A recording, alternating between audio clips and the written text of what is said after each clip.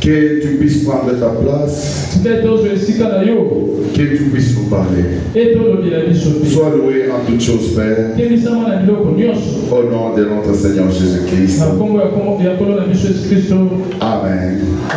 Est-ce que nous pouvons acclamer le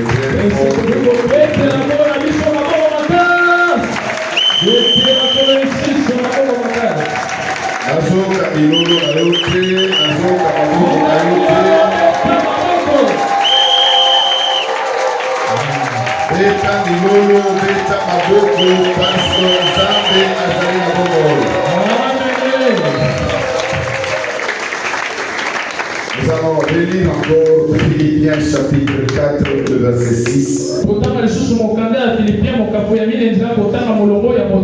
La parole de Dieu nous dit ceci. Ne vous inquiétez de rien. Mais en toute chose, faites connaître vos besoins à Dieu par des prières et des supplications avec action de grâce. Amen. Nous pouvons nous mettre, nous acclamons très fort pour nous.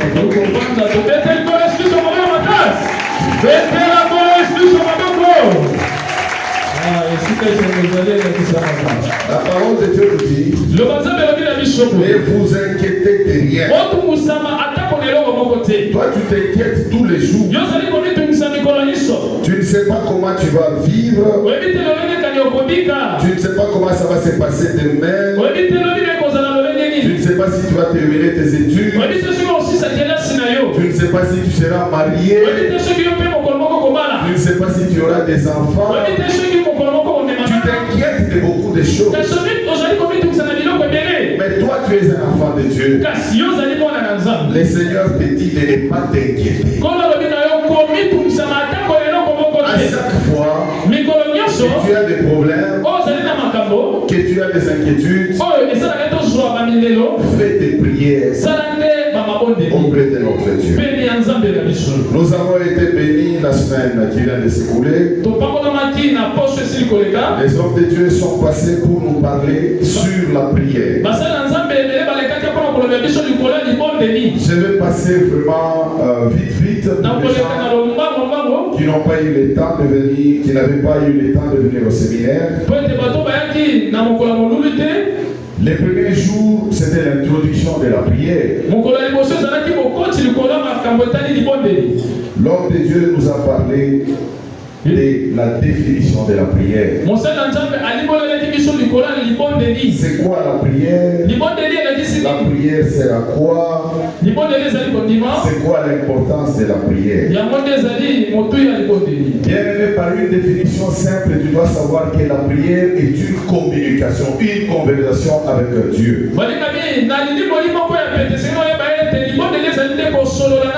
Cette communication, tu l'as fait soit en invoquant Dieu, soit en adorant Dieu, soit en suppliant Dieu, soit en le louant, soit en le remerciant, soit en intercédant. C'est ça une définition simple de la prière. Et quand nous prions, nous devons nous sanctifier. Parce que si Nous savons que nous devons, nous en tant qu'enfants de Dieu, nous prions au nom de Jésus-Christ. Une personne qui n'est pas sanctifiée, même s'il prie, même si elle prie au nom de Jésus-Christ, je ne sais pas si Dieu va exaucer. Parce que Dieu n'est pas injuste. Il demande quand nous nous approchons près de lui que nous puissions nous sanctifier. Il nous dit que ce sont nos péchés qui nous cachent sa face. Dieu ne sait même pas nous écouter. Prier au nom de Jésus n'est pas une formule magique. Même si tu es en train de voler, tu pries à la fin, tu termines avec le nom de Jésus. Non, bien-aimé. Prier au nom de Jésus-Christ, c'est-à-dire on vient à Dieu de la part de Jésus-Christ. Et quand on vient à Dieu de la part de Jésus-Christ, c'est-à-dire qu'on marche avec Jésus-Christ. Et on ne peut marcher avec Jésus que dans la sanctification. La prière est très importante pour nous, enfants de Dieu. C'est une arme pour nous. La prière est comme une respiration des enfants de Dieu. Les jours suivants, dans les mercredis, on nous a parlé de 3 sortes de prières. La prière de supplication, la prière d'humiliation et la prière de la repentance. Bien aimé, nous devons savoir quand nous prions, nous sommes dans quel état, qu'est-ce que nous cherchons et quel type de prière nous pouvons faire. Bien aimé, la Bible nous demande de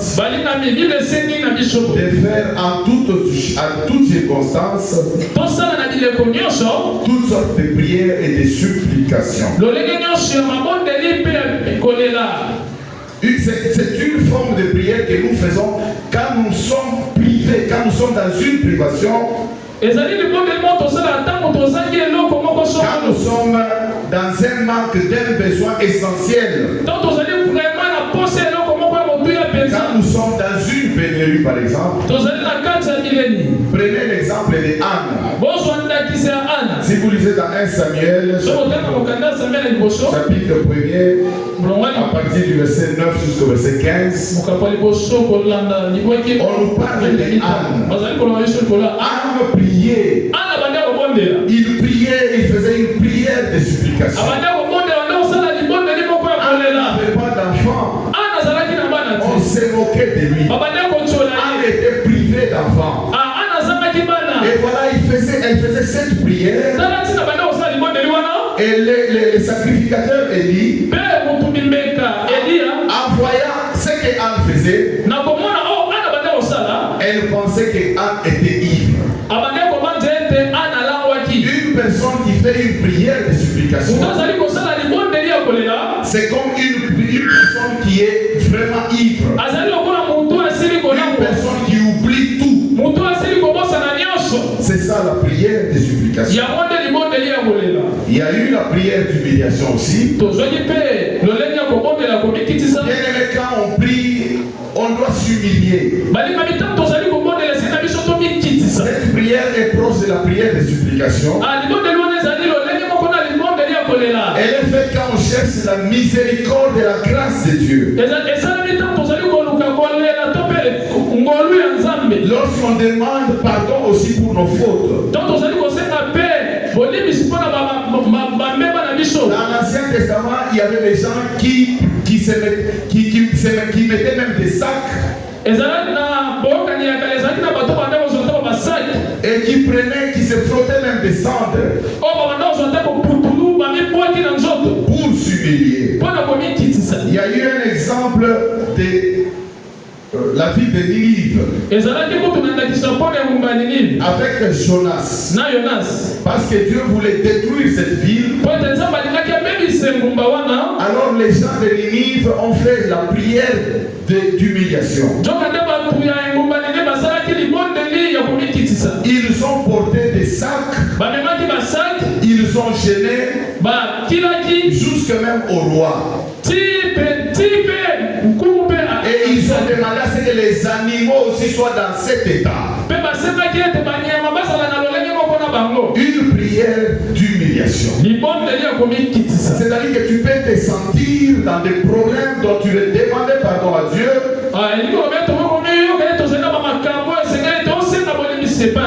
Dieu veut te punir, par exemple, à cause de ce que tu as fait. Tu peux recevoir une prophétie. Dieu te parle et tu peux faire une prière d'humiliation. Alléluia. Là, vous pouvez lire dans Jonas chapitre 3, le verset 4. Le roi Akab s'était aussi humilié devant Dieu. Quand il s'est humilié devant Dieu à cause de cette humiliation, Dieu a renoncé à faire venir les malheurs sur sa maison pendant toute sa vie. Bien aimé, la prière d'humiliation touche vraiment Dieu.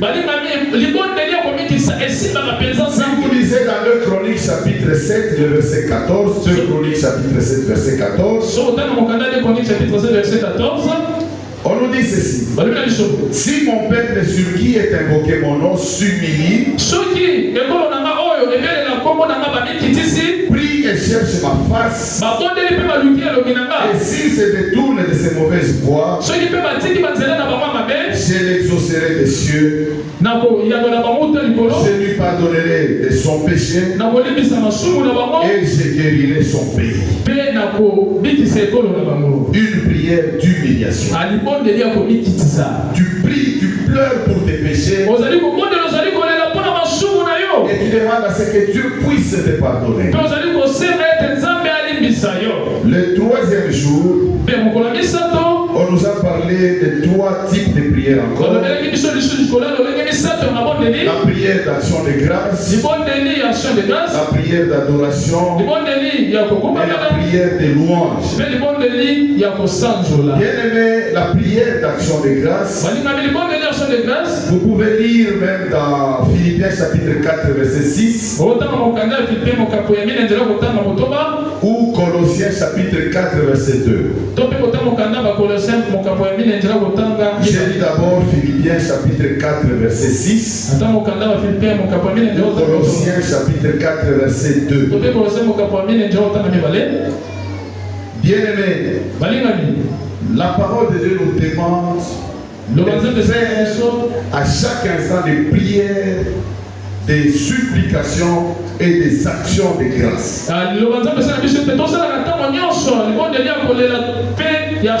C'est-à-dire malgré la situation que tu peux traverser. On peut t'apprendre une nouvelle triste. Et la prière que tu peux faire pendant ce temps, c'est la prière d'action de grâce. C'est-à-dire que tu sois dans les malheurs, et que tu sois dans les bonheurs, tu dois rendre grâce à Dieu. C'est comme Jésus quand vous lisez dans Matthieu chapitre 14 verset 19. Il y avait beaucoup de gens qui suivaient Jésus, qui étaient là pour écouter sa parole. Et il fallait nourrir ces gens-là. Il n'y avait pas à manger. Il y avait qu'un petit enfant qui avait 5 pains et 2 poissons. Jésus, quand il a pris ses pains et ses poissons, la parole de Dieu nous dit qu'il a rendu grâce à Dieu. Il a rendu grâce à Dieu. Ces pains-là ne pouvaient pas suffire. Mais lui, il rend grâce à Dieu. Et Dieu a multiplié les pains. Bien, mais quand tu rends grâce à Dieu, Dieu répond toujours. Même si tu manques quelque chose, rends grâce à Dieu. Dieu te le donnera. Parce qu'il est Dieu. Jésus-Christ a prié, il n'y avait que 5 pains et 2 poissons. Il a rendu grâce à Dieu. C'est comme quelqu'un qui veut nourrir toute sa maison et il n'a qu'un écolo du riz et il prie. Il rend grâce à Dieu. Seigneur, je sais qu'il y a beaucoup de gens. Je n'ai que ce petit repas et je te rends grâce. Parce que tu peux me donner aujourd'hui, tu peux me donner demain, tu peux me donner après-demain. Et quand tu fais une prière comme ça, Dieu répond toujours. Dieu peut même multiplier ce que tu as. On nous a parlé de la prière de louange. La louange ici, c'est un culte. C'est le fruit de nos lèvres. C'est-à-dire que nous devons publier par nos bouches la louange auprès de notre Dieu. C'est-à-dire les glorifier. Voir tout ce qu'il fait pour nous. Ce matin, par exemple, tu ne savais pas te réveiller. Tu ne savais pas si tu allais te réveiller. Mais Dieu t'a réveillé. Il t'a donné la force. Et tu es arrivé jusqu'ici. Il te faut faire une prière de louange. Tu dois louer Dieu bien-aimé. Parce qu'il y a même d'autres personnes qui ne se sont même pas réveillées. La louange est très puissante et fait peur à l'ennemi. Tu peux te souvenir des murailles de Jéricho qui ont été renversées à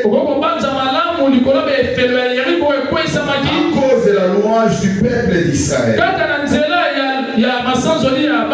Nous pouvons nous souvenir aussi de la prison qui a été ébranlée quand Paul et Silas chantaient les louanges de Dieu.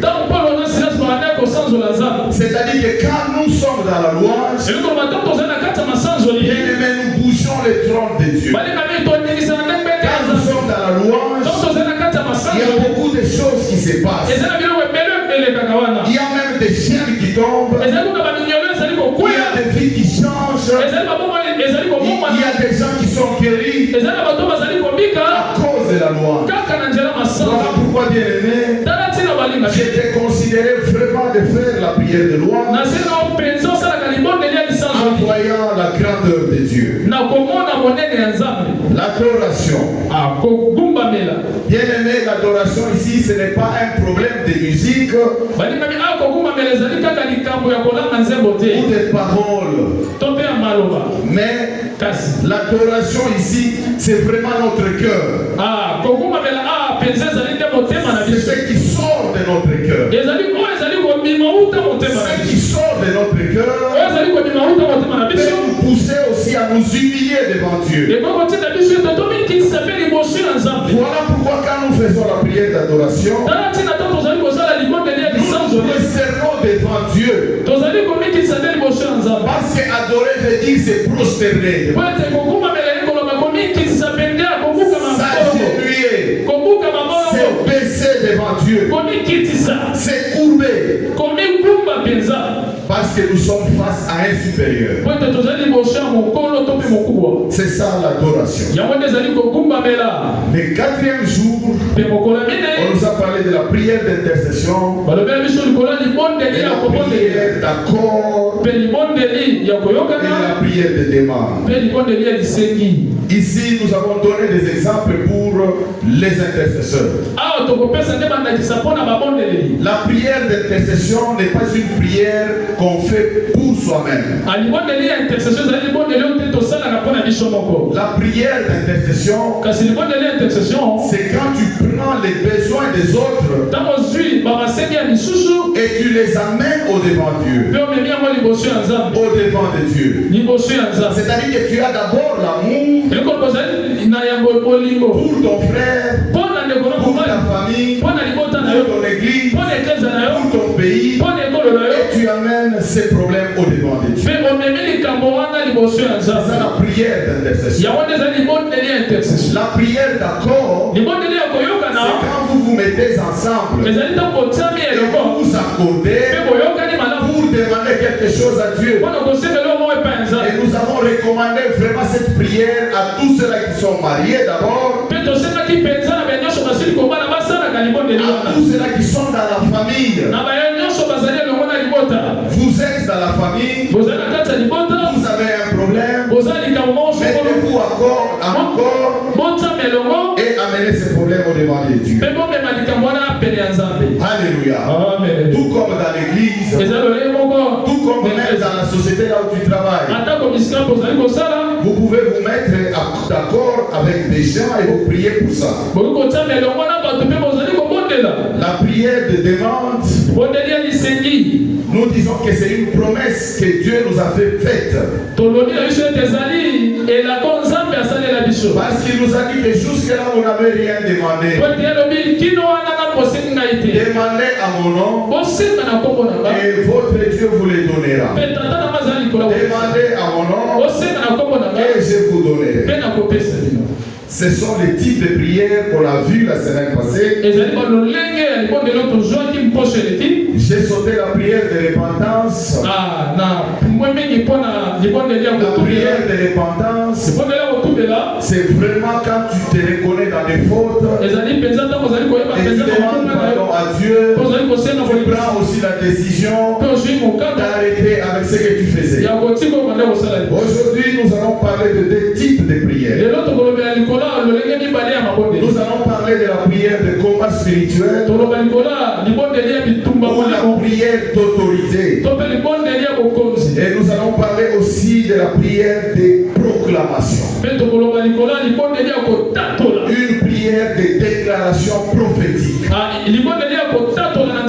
C'est-à-dire qu'aujourd'hui, bien-aimé, tu dois te préparer à une prière de combat et à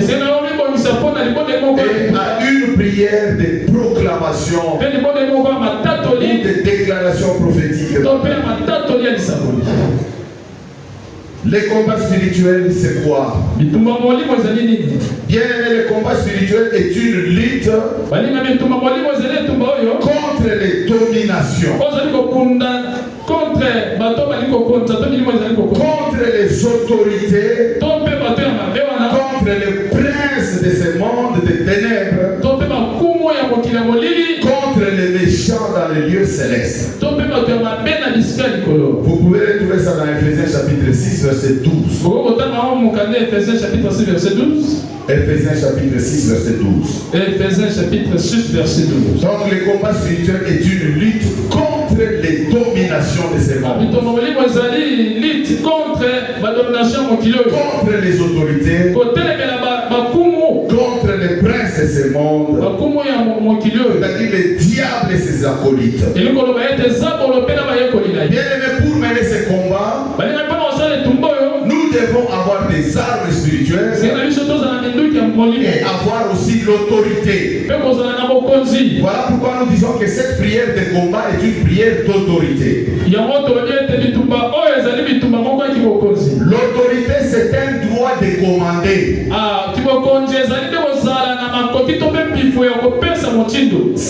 C'est un pouvoir d'imposer l'obéissance. C'est ça l'autorité. Les droits de commander. Les pouvoirs d'imposer l'obéissance.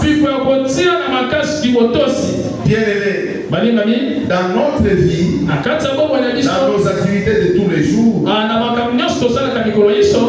l'absence du chef, on peut te donner l'autorité.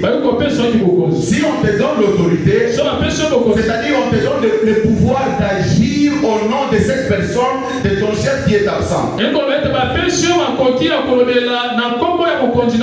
C'est-à-dire tu agis au nom de ton chef qui est absent. Donc on t'a donné l'autorité. Tu agis et tu fais la loi. Pour les choses spirituelles, notre Seigneur Jésus-Christ nous a donné le pouvoir. Il nous a donné le pouvoir d'imposer l'obéissance en son nom dans le cas du diable.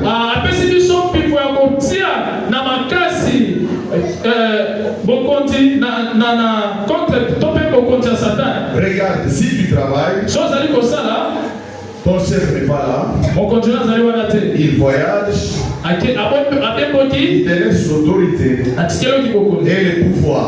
C'est-à-dire que ce que tu vas dire, c'est ce que les gens vont obéir.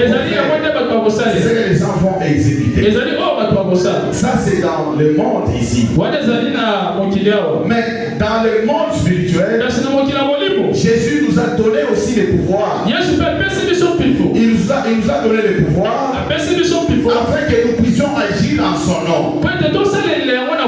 Jésus avait vaincu les diables. Il a vaincu les dominations. Il a vaincu les diables et ses démons et ses acolytes.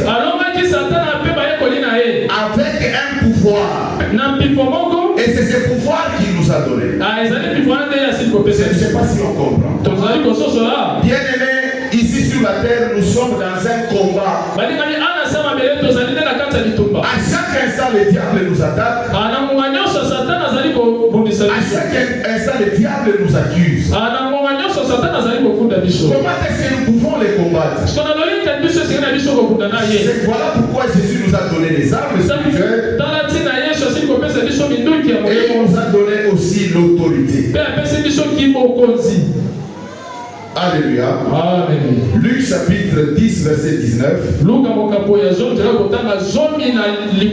Car le Seigneur Jésus nous a donné le pouvoir de marcher sur les serpents, sur les scorpions et sur toute la puissance de l'ennemi. La parole de Dieu nous dit, nous parle de toute la puissance de l'ennemi. C'est-à-dire que cette autorité donne le pouvoir de marcher sur toute la puissance de l'ennemi. Le diable est puissant, mais il ne dépasse pas Dieu. Mais dans sa puissance, le Seigneur nous dit que nous n'allons pas marcher sur une partie de sa puissance. Il nous dit que nous allons marcher sur toute sa puissance. C'est-à-dire sur toute sa puissance. Est-ce qu'on comprend ces choses? Ça, c'est le pouvoir que le Seigneur nous a donné. Bien là où tu es, ne te minimise pas. Ne te minimise pas. Cette autorité, ce pouvoir que le Seigneur nous a donné, ne dépend pas de votre âge. Ça ne dépend pas de vos études de fait. Ça ne dépend pas de votre famille. Ça ne dépend pas de votre tribu. Ça ne dépend pas de votre misère.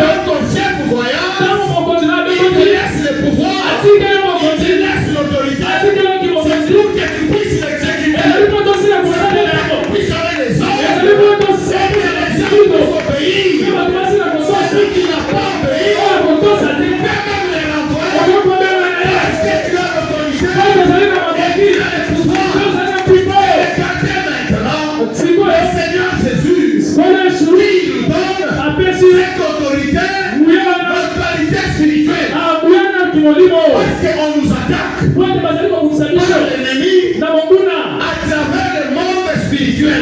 Et dans ce monde spirituel, il va combattre comment? Nous voyons les gens dormir avec des machettes. Ce sont des armes physiques.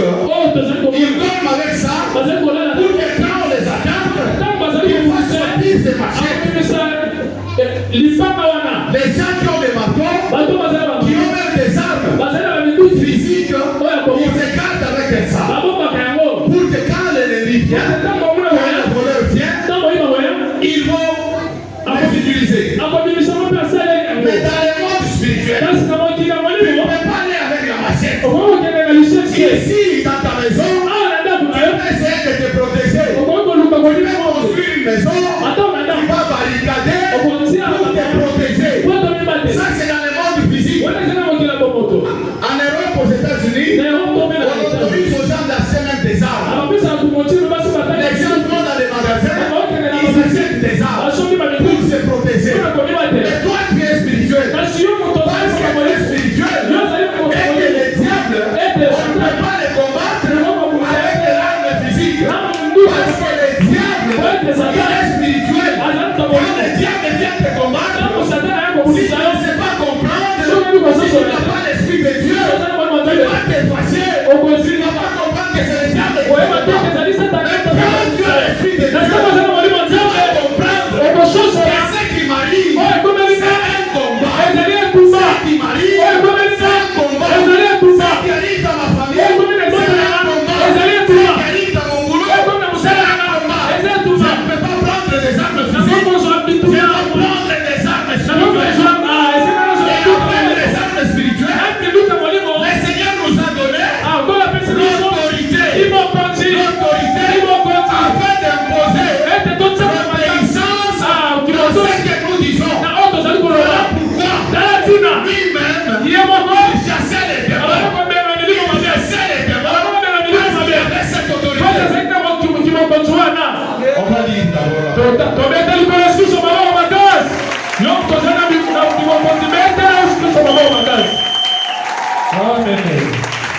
C'est trop profond. On va lire la parole de Dieu. Luc chapitre 4. Nous allons lire les versets 32 jusqu'au verset 36. Nous lisons rapidement. On était frappé, on parle de Jésus, on était frappé de sa doctrine car il parlait avec autorité. Amen. Il se trouvait dans la synagogue un homme qui avait un esprit de démon impur et qui s'écriait d'une voix forte: Qu'y a-t-il entre nous et toi, Jésus de Nazareth? Tu es venu pour nous perdre. Je sais qui tu es, le Saint de Dieu. Jésus les menaça, disant: Tais-toi et sors de cet homme. Et le démon les jeta au milieu de l'assemblée et sortit de lui sans lui faire aucun mal. Tous furent saisis de stupeur et ils se disaient les uns aux autres: Quelle est cette parole? Il commande avec autorité et puissance aux esprits impurs et ils sortent. Amen. Alléluia. Amen. Jésus commande avec autorité et puissance aux esprits impurs. Bien-aimé, c'est cette autorité qu'on t'a donnée. Si tu ne le sais pas, je te révèle encore aujourd'hui. C'est cette autorité que Dieu t'a donnée. Je te dis, avec cette autorité, tu es capable de faire taire un démon. Tu es capable de chasser les mauvais esprits. Parce que tu as cette autorité, et tu as ce pouvoir. Alléluia. Tu as ce pouvoir, tu as cette autorité. Est-ce qu'on se comprend? Les gens se négligent. Les gens se négligent. Tu es dans une maison, tu as des problèmes et tu as peur. Oui, c'est vrai, les hommes de Dieu peuvent prier pour toi. Oui, Mais toi-même, tu peux aussi prier. Tu peux faire la prière d'autorité. Et les choses vont se manifester. Les choses vont se manifester. Parce que tu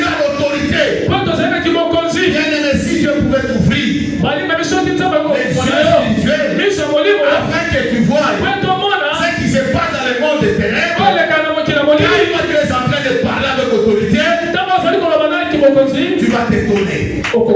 Tu vas t'étonner. Il y a des choses que Dieu ne peut pas te montrer. Parce que tu risques même de devenir orgueilleux. Tu risques même de devenir orgueilleux. Quand tu vois seulement les démons comme ils fuient, quand tu cherches au nom de Jésus, tu vas t'étonner. Bien-aimé, je te rappelle que tu as ce pouvoir-là. Mais écoutez maintenant. Il y a des conditions. Nous disons que tu dois marcher dans la sanctification. Vous allez lire dans Actes des Apôtres, chapitre 19, à partir du verset 13 jusqu'au verset 16. Ici, on nous parle des 7 fils de Séba. Ici, ces gens, on nous dit, quelques exorcistes juifs en Milan essayèrent d'invoquer sur ceux qui avaient des esprits malins le nom du Seigneur Jésus, en disant, je vous conjure par Jésus que Paul prêche. Ceux qui faisaient cela étaient 7 fils de Séba, juifs, l'un des principaux sacrificateurs. L'esprit malin leur répondit, je connais Jésus et je sais qui est Paul, mais vous, qui êtes-vous? Et les hommes dans lesquels était l'esprit malin, s'élança sur eux, se rendit maître de tous eux, et les maltraita de telle sorte qu'ils s'enfuirent de cette maison nus et blessés. Ici, ces gens voulaient invoquer le nom de Jésus sur quelqu'un qui avait des esprits impies. La parole de Dieu nous dit que leur papa était un sacrificateur. Alors ils se disent, nous sommes les enfants d'un sacrificateur. C'est-à-dire que nous pouvons dire n'importe quoi. Nous pouvons aussi agir au nom de Jésus-Christ. Donc, bien aimé, quand ils ont essayé d'invoquer le nom du Seigneur Jésus, les démons qui étaient dans cet homme, il a dit, je connais Jésus, je connais Paul. Mais vous, qui êtes-vous? Toi, tu me donnes l'autorité. Je te donne un exemple. Tu travailles quelque part, tu es directeur, et il y a un portier. Toi, tu es directeur. Un jour, le portier vient. Il te dit, directeur, est-ce que tu peux balayer la cour? Je ne sais pas ce que le directeur va faire. Toi, tu me donnes cet ordre en tant que qui? Je ne reconnais pas que tu es mon chef. Tu vas me donner cet ordre en tant que qui? C'est ce que les autres font. C'est ce que les autres font. C'est-à-dire en toi, il n'y a pas la sanctification. Bien-aimé, pour agir au nom de Jésus, il faut que Jésus soit dans toi. Et c'est comme ça que tu peux agir au nom de Jésus. Est-ce qu'il y a quelqu'un qui me comprend? Jésus est spirituel. Les gens ne peuvent pas le voir comme ça. Nous avons dit, prier au nom de Jésus, c'est agir au nom de Jésus. C'est agir de la part de Jésus. Alors quand tu cherches au nom de Jésus, même si on ne les voit pas, mais parce qu'il est dans toi, c'est-à-dire que tu cherches de sa part. C'est-à-dire que c'est lui qui le fait. C'est-à-dire que c'est lui qui le fait. Et voilà pourquoi, si Jésus n'est pas en toi, ça sera comme les 7 fils de Séba. La parole de Dieu nous dit que les démons étaient sortis, ils s'étaient emparés de ces gens-là. La parole de Dieu nous dit balongola bamona bilamba bakima basana bilamba te. Bien-aimé, tu dois comprendre l'importance de ce que Dieu a mis toi. C'est qu'il l'a mis au devant de toi. Jésus veut être dans toi. Afin qu'il commence à agir. Mais toi tu ne veux pas. Toi tu ne veux pas. Jésus vient. Toi tu les chasses. Tu les chasses par ton comportement. Tu les chasses par le péché. Tu les chasses avec tout ce que tu fais. Même si on vient ici, on crie au nom de Jésus. Tu cries au nom de Jésus. Les démons ne vont pas t'écouter. Les démons ne vont pas t'obéir. Parce que Jésus n'est pas dans toi. Bien aimé, tu dois te préparer. Même quand tu viens à la prière de combat, même pour les jours, tu dois te préparer. Et que tu saches que Jésus est dans toi. C'est comme ça que s'il est dans toi, toutes sortes de prières que tu feras, il va toujours répondre. Parce qu'il est en toi. Avec cette prière auprès de Dieu, de la part de Jésus. Voilà pourquoi tu pries au nom de Jésus. Voilà pourquoi tu chasses les démons au nom de Jésus. Parce que ce nom-là est très puissant. Le nom de Jésus est très puissant. Quand tu le prononces, sa puissance se manifeste. Quand Jésus est dans toi. Quand Jésus est dans toi. Ici on a vu, Jésus n'était pas dans cette personne. Et vous avez vu ce qui s'est passé.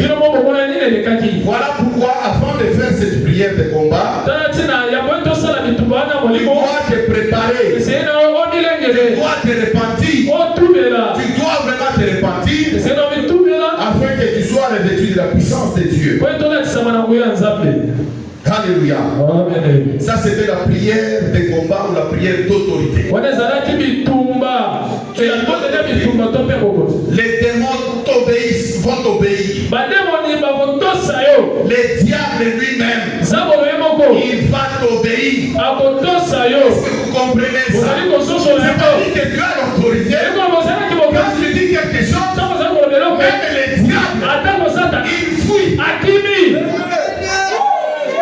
C'est très profond.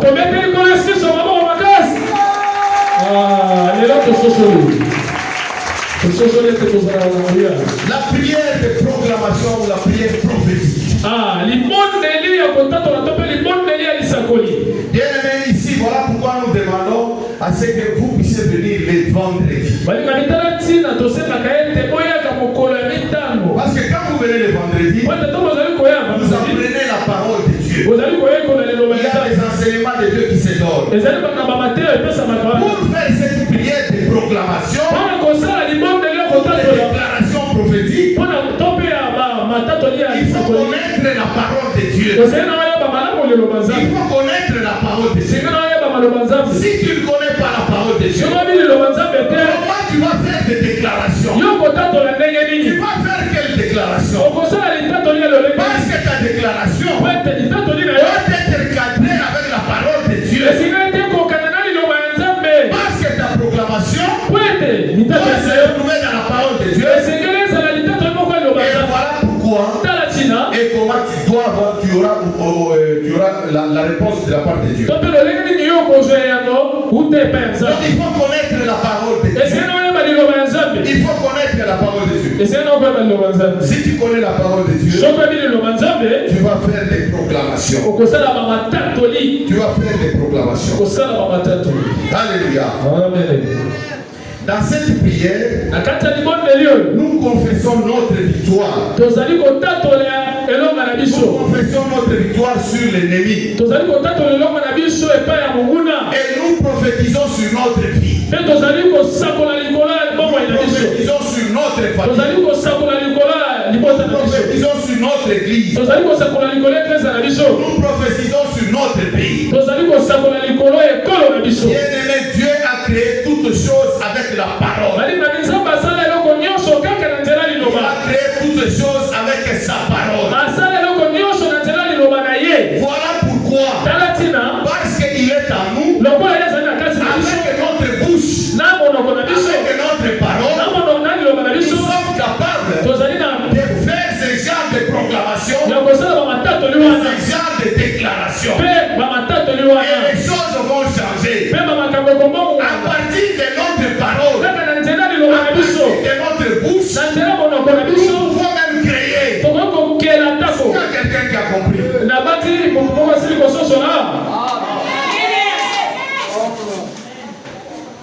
Nous pouvons créer. Voilà pourquoi on prie sur quelqu'un qui ne met pas au monde. On fait des déclarations. On fait des déclarations. Et on crée la grossesse. Parce que ces déclarations se cadrent avec la parole de Dieu.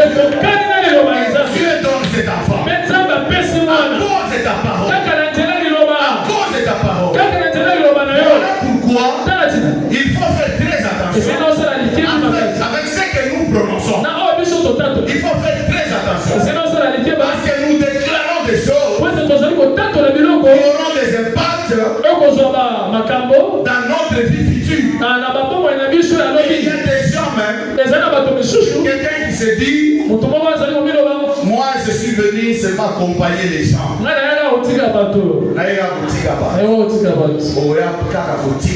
Parce que parole na yo déclaré wana, c'est une prophétie.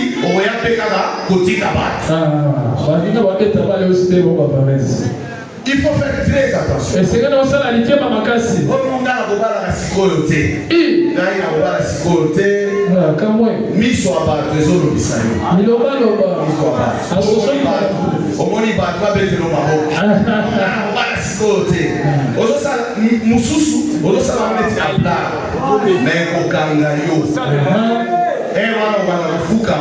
Babonde la pona yo, parce que nous avons toujours tokané, toujours tokané.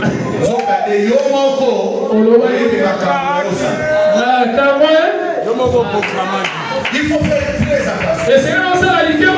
Pourquoi il faut parler de bonnes choses et parler de grandes choses? Parce que quand tu parles de bonnes choses, tu parles de grandes choses, tu vas les vivre dans ta vie. Tu vas les vivre dans ta vie.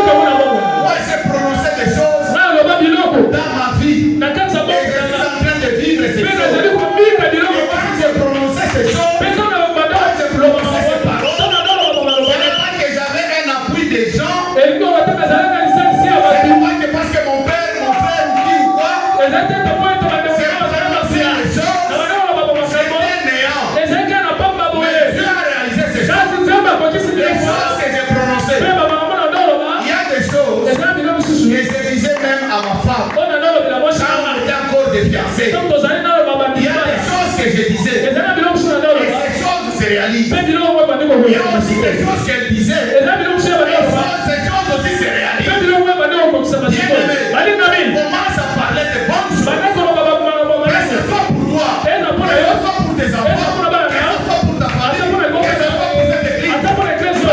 Parle de bonnes choses. Parce que ta parole a la capacité de créer. La capacité de créer. Est-ce qu'on peut acclamer?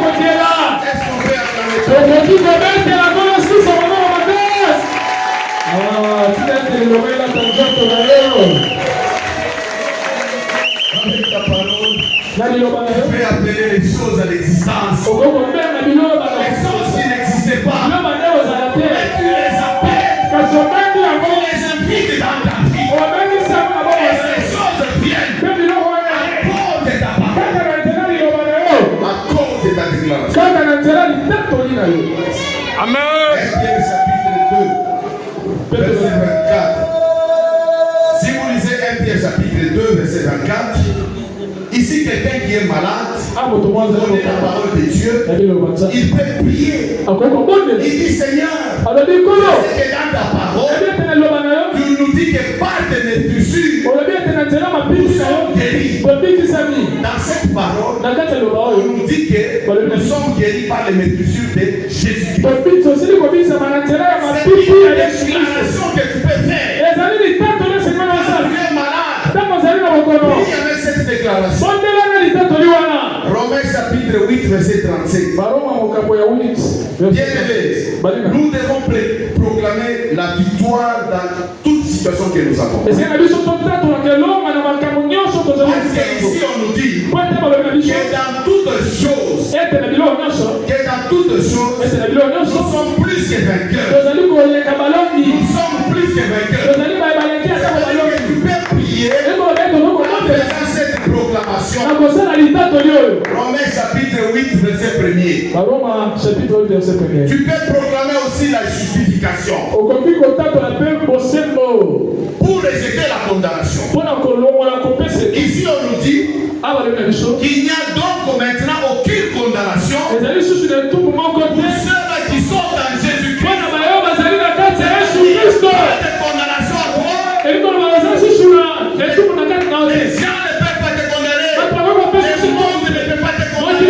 Tu peux prier, proclamer cette justification. Tu dis en Jésus-Christ, nous n'avons aucune condamnation.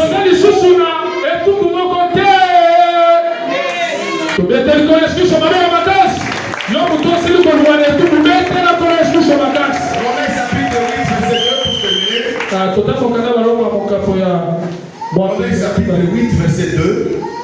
Nous pouvons aussi proclamer la victoire sur les péchés. La loi de l'esprit de vie m'a affranchi de la loi de la mort du péché.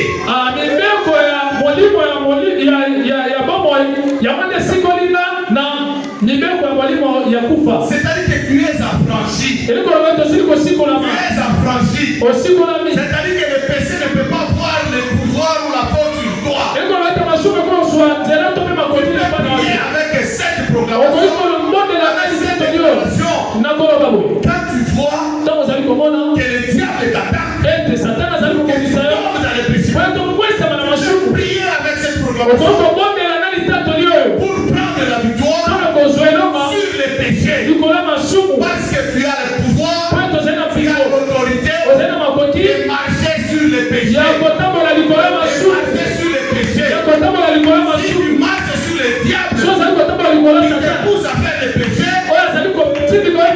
C'est-à-dire, si tu marches sur le diable, il te pousse à faire les péchés. Tu as la possibilité aussi de marcher sur les péchés.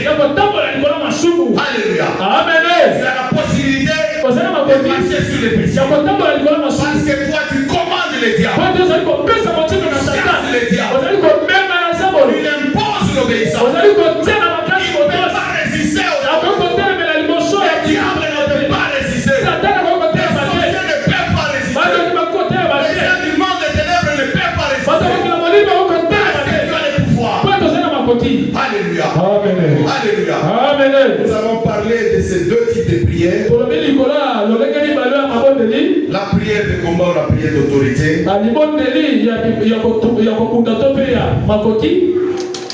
Et la prière de proclamation prophétique. La prière de proclamation prophétique. La prière de déclaration prophétique. Nous allons maintenant nous mettre debout. Et nous allons faire une prière.